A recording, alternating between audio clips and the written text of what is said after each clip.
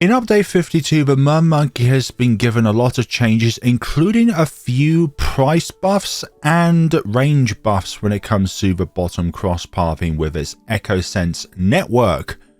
So let's see how many Riptide champions can we place on 3 mines round. That is today's challenge, and we have Silas because I don't want to generate just zebra balloons later on in the run. So let's get cracking with, that's not even on the water, with this run. We're going to mine away at this as soon as possible. So firstly, the base price of the Mermonkey has been reduced from 375 to 275. That's in normal. So 395 for a tower, by the way, that when it released, we barely even had enough money to start a game of chimps with, and I keep forgetting while I was talking, so we're going to start that again. Okay, now we can mine out this.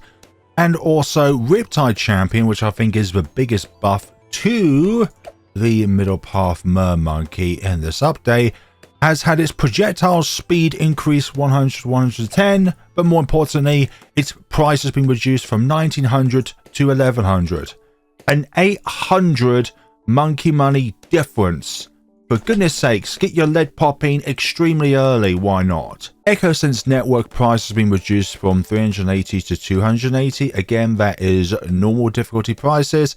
And the network range bonus has been increased from 6% to 10%. So essentially, when you get 10 of them, you're doubling the impact of EchoSense network from originally getting it for just 1 tower. Okay, these yellow balloons are poppable. Good. Oh, and Tidal Chill has been reduced in price from 300 to 225. Yellow balloons, why were you not dyed there? Maybe one of them needs a homing trident treatment. Just like so. I do need to get Silas at some point so that we can actually do something against zebra balloons when the time comes. Because in order to meet the criteria of as many Riptide champions, we obviously need to upgrade to the tier 3 upgrade along the middle path. Come on, Silas, do your work. Do your magic. Literally your magic. You can't hit purple balloons. So I'm happy with just 2 Mermonkeys at the moment. Now, another thing I'm going to try and think of is not all of them requires the EchoSense network, and I think I'm going to have those particular ones in the center of this circle because we're not as reliant on the increase in range with EchoSense network. Give them to detect camo balloons, yes, absolutely. But when it comes to actually needing that range bonus when they're in a circle, not that much. Let's start with this mine deposit over here. 23, not a problem here. We find out we're struggling with Silas when it comes to popping camo balloons. Sorry, white balloons. We can just trigger his ability to circumvent that temporarily. Purple balloons. Oh dear. Silas, you need to do something. I do want to make sure that you are in the water so we can get even more of a boost out of you. And it doesn't look like we're going to be able to get 4 of them in there. That's quite annoying. Maybe I should have placed them slightly differently. And early on, we were entirely relying on Silas for that lead popping. Here we go. We're going to start going away at this, and then I'm going to upgrade some of our Mermonkeys to do more than just, well, throw tridents. Purple balloons. Would you please not be a purple balloon or a yellow balloon? When I said upgrade them so that they do more than just throw tridents, I don't even know what I was thinking there, because we can't get the Arctic Knight. That is barred from this challenge. We need the Riptide Champion and only Riptide Champion. We are too OP with this strat to go with Riptide Champion. Okay. EchoSense network and precision, just precision. That's all we can afford for the moment. Or want to have at the moment. We don't need the network unless we do need the network. Pink balloons galore, no worries. Thank you and good night. 36. You know what, I'll get one of them up to Riptide Champion, but I do want to save as much money as possible so that I can go at these rocks as soon as possible. Ceramics, no problem. 39. But do we have the firepower in order to get through the first Moab of the game? We'll soon find out. There goes 39, now 40. Let's get this done indeed. Have you all been playing the New Frontiers Legend DLC, or are you still on the fence as to whether or not you want to buy it? And I think I actually need to upgrade. Together stop them. Yeah, I'm thinking that as well. 2, 3. That should do it. Are you still on the fence about buying it? Or maybe you're waiting for your favorite content creator to showcase it first to see what it's like before you decide to make that purchase, because money speaks at the end of the day for both the purchaser and the company who put the price tag on that bit of product to begin with. What I do know is it took me a whole day to edit that all Paragons, 12 of them, solo video. Like, that wasn't a thing that I want to take a long time for, but I needed to because I wanted to be as good of a video as possible. But then I still made mistakes here and there, like a little bit of an intro repeats itself, but that's absolutely fine. If that's the only mistake, then that is fine. Here we go. Fortified ceramics. Purples, please be popped. That's why some of these mermonkeys are not Riptide, so that we can do something against the purples. Round 50 going swimmingly well, and the more targets there are around this circle, the more likely that we can fire our tridents. And then those tridents will follow where to the next target is. And then hopefully it would actually run out of its pierce, but at times I don't want it to run out of its pierce because then it no longer does something. It's just me. Or is clicking on a tower in general much louder in update 52.1 than it was in update 52.0? It feels like when I click on this, it feels like my eardrums are bursting. The more targets there are, the more targets we can fire at, then follow to the previous target. It is glorious! Because the fewer mermonkeys that we get Echo Sense Network on, the more likely that we can actually place down a mermonkey and then get it up to Riptide Champion. Obviously, at the end, when it comes to the total amount of towers, we've got a -1 because of Silas, and that's how many of them we have. Providing that they are Riptide Champions, because that's part of the challenge. How many of them can we get down in a single session of chimps? On 3 mines round. I also heard in 52.1 the new track, Tricky Tracks, is now a bit harder to complete. Not cool, but if it was intended for it to be harder than it was at the very beginning, then it definitely matches its status as an expert map. But some people probably describe it as being so easy. So the statement was for a sheer minority of people who are good at this game, but thinks that everybody else should also be at the same level as them. Like, some people really praise the Tsar Bomber and then reverts to the 1 TC it did, despite the fact that the Monkey Ace cannot even start a game of chimps. So that already disqualifies it as a 1 TC. And then there's another thing as well. Not every map is logs, and not everybody is Duke. It's round 62, every wizard's favourite round, unless of course they're a necromancer. If it's not purple, it's a yellow. I can't get one in the water after all with that placement.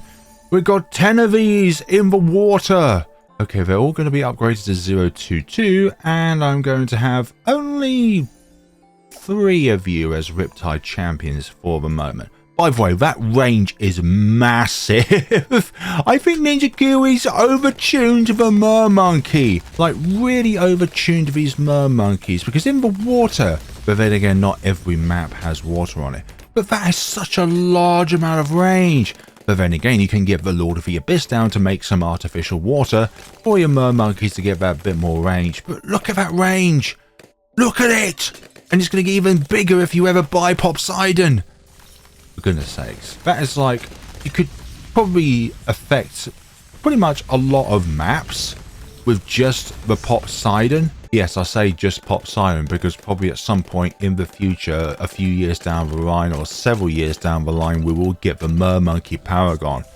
There's just an image of Sam when the Mermonkey teaser was announced. By the way, that part I made up, but there was Sam in a Mermonkey uniform, and it was pretty dang cool. So I wonder what round we're going to be able to start carving away at these ore deposits down here for that sweet 160k.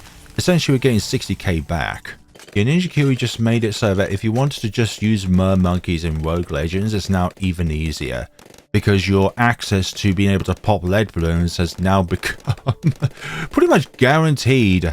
Like, pair it with a hero. I think there's one hero which grants you a 200 Mermonkey, and then you can get the Monkey Knowledge Point for Tamagana, which essentially gives you a, I think it's a 020 or 021 or 012 or 011, I've forgotten which one it is now, Mermonkey reward, and that is the cross pathing that you want because you want both the camera detection and the lead popping.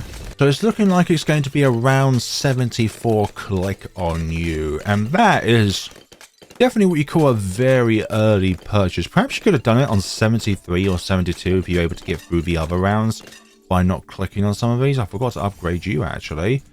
Oh well, it don't matter. It really don't matter. Just like that tidal chill by freezing balloons temporarily in place. So, Flare Balloons, why on 3 mines round? It's like every other video that you have done in update 51-52. Well, this map is still quite new, and because of these ore deposits around the map, it gives us the unique opportunity of having more money in Chimps. Also, you're going to have to give me a good reason not to use Mermonkeys. Mermonkeys are one of my favorite towers in the game. Definitely my favorite of the newest towers introduced to the game. So Beast Handler, Mermonkey, and Desperado. Desperado is a second for me, and Beast Handler, I'm a 2TC kind of guy. So the idea of trying to get yourself a 2TC with like the Gigantosaurus Impossible or the Puraki or the Megalodon, those are towers just mainly for a regular Chimps game. Even for like 2 megapots as well, you can make it happen. So since we have purchased this down here and waiting for the money back now, there's no reason to not upgrade your Mermonkeys down here up to Riptide Champion, and that's what I'm going to do now. And Silas's sole benefit now is to ensure that we can work through zebra balloons or white balloons with our Mermonkeys. I believe when you say cold base attacks, it means that it also accesses frigid to be able to pop white balloons sometimes. Yeah, it would have to, because ice is not a attack type. It's just like a general grouping of them. So frigid, you've got cold, you've got metal freeze, you've got glacier metal freeze. We are working our way through this ZOMG. Do not dare to ever think that we will not have the firepower to take down the bad on round 100, because we certainly will, okay? We certainly will. So the ones on the outside of the circle will be EchoSense network ones, but the ones in the circle will most likely be kept as like a 031. Also, these are being kept as 022 so that round 95 is a possibility to go through rather than being stuck with purples not being able to be popped. And the leads won't be able to be popped as well because the purple balloons are blocking our frigid attacks from popping them. To think that the Mermonkey starts with one of the best damage types in the game, Shatter. And then it both downgrades and upgrades. Upgrades to being able to pop leads, but downgrades of having 2 new weaknesses, whites and purples. If you want to try this for yourself, then please do let me know if you're going to be able to get more monkeys on the field than I am. It would be very interesting to see the theoretical possible amount of Mermonkeys that you can actually get down while also succeeding in the game itself. So also being able to get through like every round from round 6 to 100 with the setup you got going on, because I think you can add a few more Mermonkeys if you don't go for EchoSense network or some of them. 87, very easy. 88, Also easy. By the way, these are just tier 3 towers. Yeah, there are a lot of other ones, but I don't think other towers can do it as infamously as the Mermonkey, because of how cheap the tier 3 is and how powerful the tier 3 is in comparison to other towers. You could also say like Dragon's Breath is powerful, yes, but that's now nearly 3 times the cost of Riptide Champion. This is Dragon's Breath. It's over 3 times the cost. 3,565. And what is the Mermonkey's cost when we go all the way down here when it comes to this tier 3? Yeah, it's a third of the price. And DDTs managed to get themselves eliminated. Although Dragon's Breath does have the better damage type because it can actually pop white balloons. 92 being exterminated there. Okay. Since that is going to be removed in one round, I do want as much time as possible to place down as many Mermonkeys as possible to get through. DDTs get taken out. Lovely.